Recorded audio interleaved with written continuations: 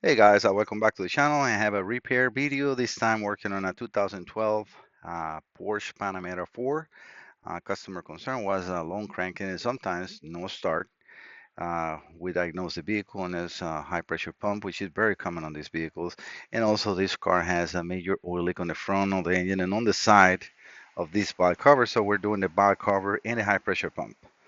So as you can see, I have everything removed for in order to access the pump, which is located here on the back where I have the borescope camera. I'm going to show you that in a second. Why I have the camera in there. Um, you have to remove the cowl space, all the wipers, the wiper motor, and a brace bracket that goes in here. It has 15 millimeters T30s. Most of the bolts in here are going to be T30s, the 215s on the back, and then 13 millimeters the holes here and on the side, and then you just remove connectors and so on as you go. You will see that you have to remove. These are coolant hoses for the heater core inside the car. As you see, I have everything plugged, so I don't have major leaking coolant.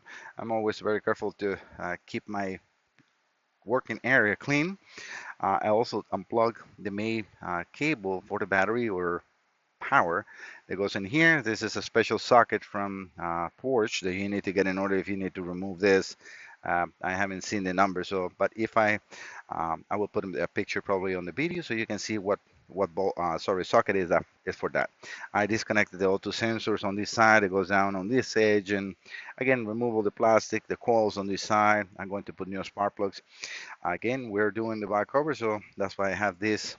The reason I have it covered is because I'm ready to install the pump, and I don't want any debris to fall in there. I just want to show you how nice and clean is everything to work. On these pumps, let me show you all the parts and the all parts. This is the oil pump right here, back cover gasket. This is a very common problem. This pump has this clutch and it has this plastic piece, but don't ask me why this is such a weird design, why you have a plastic piece in there, but yeah, that's how it sits. And this just helps guide this clutch in place and the pump. It's even sealed on the other end, so it's nothing in here. So again, no idea why it's in there.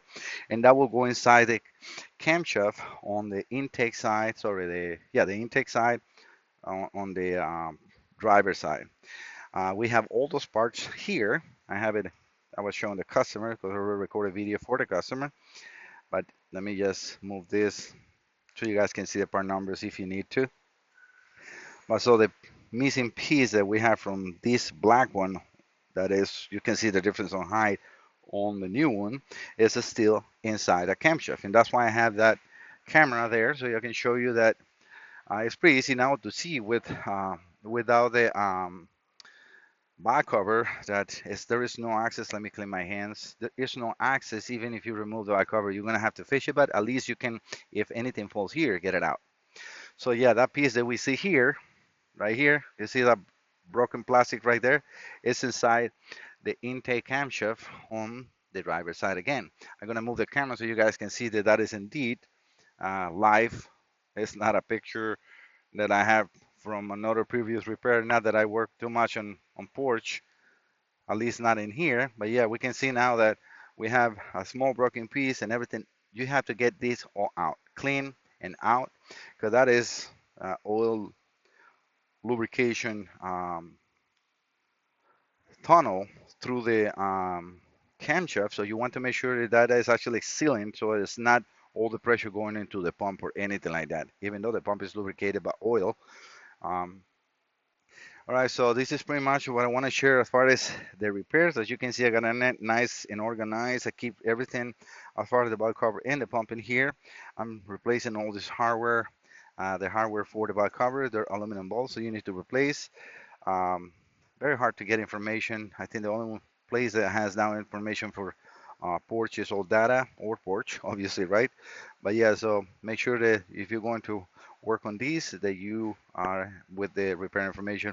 I will try to put as much as pictures I can from this repair so you guys can have it too. Now going into the parts, so you can see this is the pump part number. No, sorry, actually, this is the part number for this valve, the crankcase. Then this hose, and this is the part number for this hose right here. The clutch. part number. That's how they call this piece. The pump part number is right there. The plastic in the front, this is it. Then the gasket for the valve cover, the center ones, the ones on the spark plug holes. That's it. The seal that goes on the solenoid on the front, I'm going to replace it. So right here, so we have that seal that needs to be replaced, and then the valve cover gasket. I got also the seal for the camshaft sensor there is in there. That is that seal part number.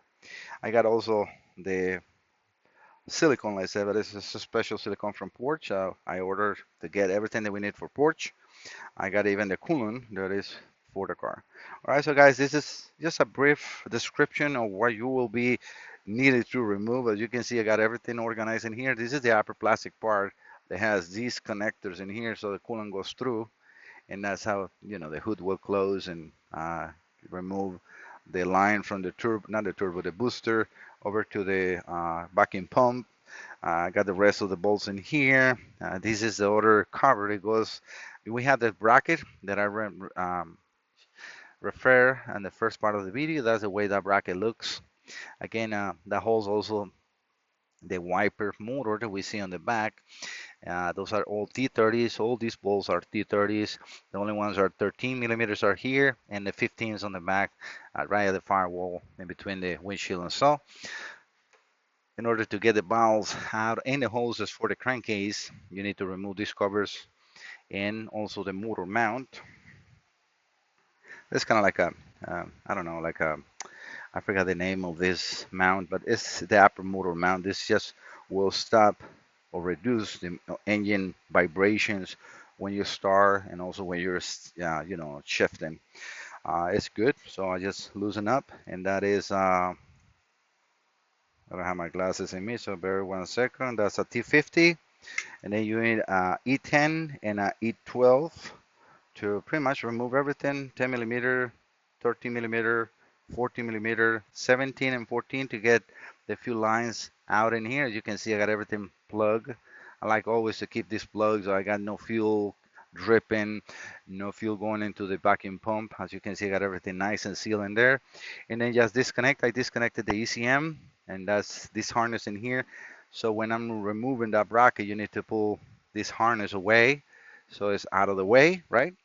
And then to get the crankcase hose that goes from valve cover to valve cover and to the outer valve, and then you have to remove that plastic cover that I show you again from the other side as well.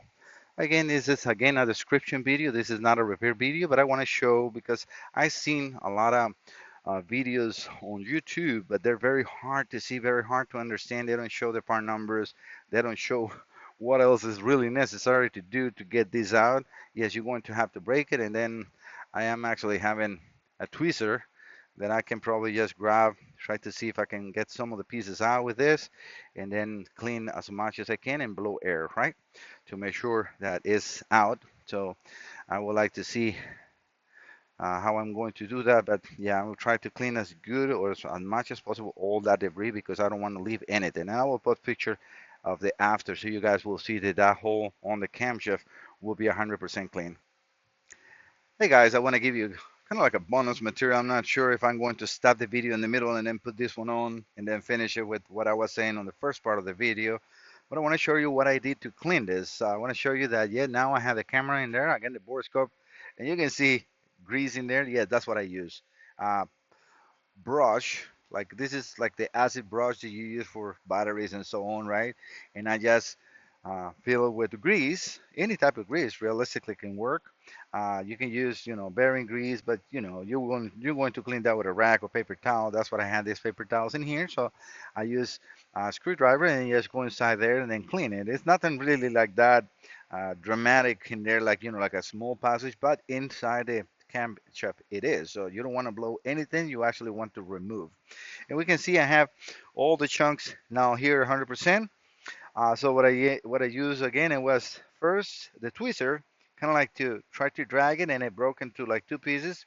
Get as much as I could with that, and then when I couldn't see it, I got that brush again, fill it up, get it in the hole, and then you just touch it, bring it in the center, and get it out. You want to like kind of like come down because it's a Like this brush will fit perfect. You got plenty of room to move, and that's what you want. You don't want nothing too tight, because if it's too tight, then when you come out, you're gonna drag it and then drop the pieces. You want to make sure that you have a nice bulb of grease, and then touch it. You can see the mark of the last piece that I got in there.